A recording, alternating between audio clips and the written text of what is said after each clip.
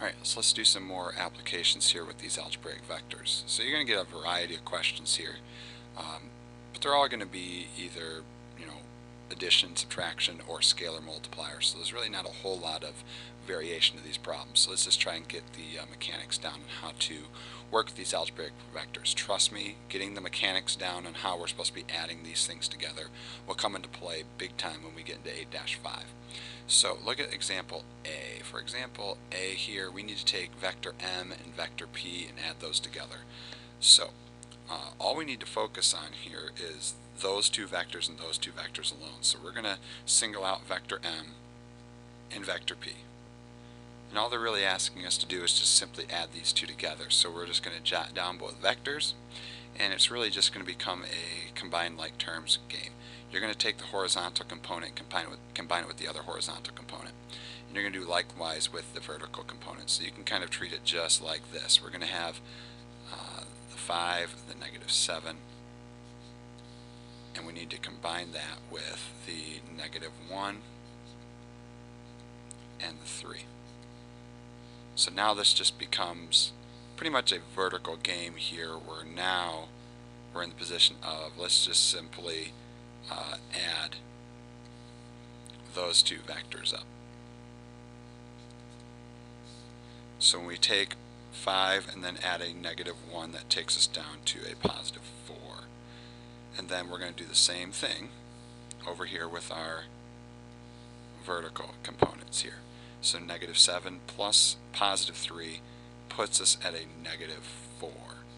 And that's all they're really asking us to do here, is find the horizontal and vertical components here. And we just did that.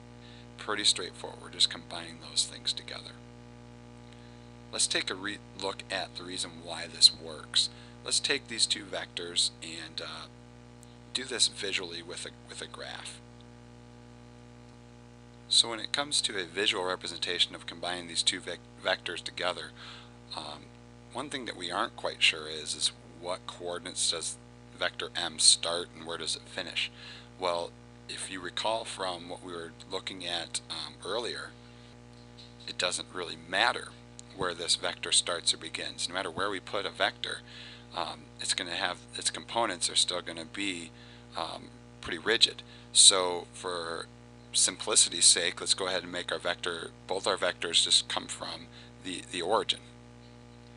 So let's place vector m, which has the horizontal component of 5 and a vertical component of -7.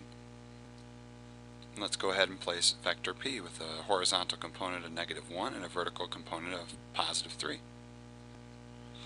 So with these two vectors, under careful examination, you can see that both of them still keep the horizontal and vertical components intact. I mean, how I went about getting these, for example, with vector m, is just the simple fact that to get there, we had to go 5 squares to the right, and then also travel 7 squares down to get there. The same is true for vector p. We had to go 1 square to the left and 3 up to do that -1 and +3. Now when it comes to now adding vector m and vector p together, think back to when we were in 8-1. How we have combined these together. If this was section 8-1, we would have done one of two ways. We could have done the parallelogram method, or we could have done tip to tail. If we had pieced this together as tip to tail, what would our resultant vector look like? So now with the tip to tail method in place, see that the path that we follow here for the resultant vector is we travel along m here, and then we turn back around and follow the vector for p. So it looks like that our resultant vector would look something like this, going from here, starting, and then finishing right there at that spot right there. So now when we look at its horizontal and vertical components, what do we notice? We can now see that the horizontal component as well as the vertical component match the answer that we had already right there. So why does it work that we can just simply add the horizontal components and the vertical components? Let's go back and deconstruct this and look at it from another angle. So when we backpedal and look at these two vectors once again put together tail to tail, let's once again look at the horizontal components and the vertical components of each one, and let's highlight those specifically. So now taking an even closer look at these vectors with the horizontal and vertical components coming in here, let's just focus on each one individually. Let's look at first just the horizontal components. So now just focusing on these two horizontal vectors, you see with the horizontal component for vector m, the blue vector here travels in a direction going to the right, a magnitude of exactly 5. You can see here in red it goes to the left 1. So when we have that positive 5 and that negative 1 working together, that creates that net result of a positive 4. Realize that you can do a tip-to-tail method here and get that result to be 4. When you travel 5 to the right and then travel 1 backwards, you get a positive 4 for your change. Now let's take a look at the vertical components. And when you just see these vertical components, realize that those combine forces and kind of work against each other. You have this vertical component here, and you have this vertical component here. Suppose you do tip-to-tail there on that one.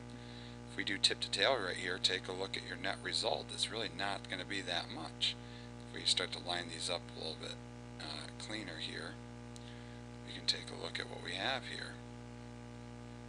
As you can see here, because we would travel, say, 7 in, what was that? Yeah, it was 7 in that direction, but yet now we got to travel backwards 3.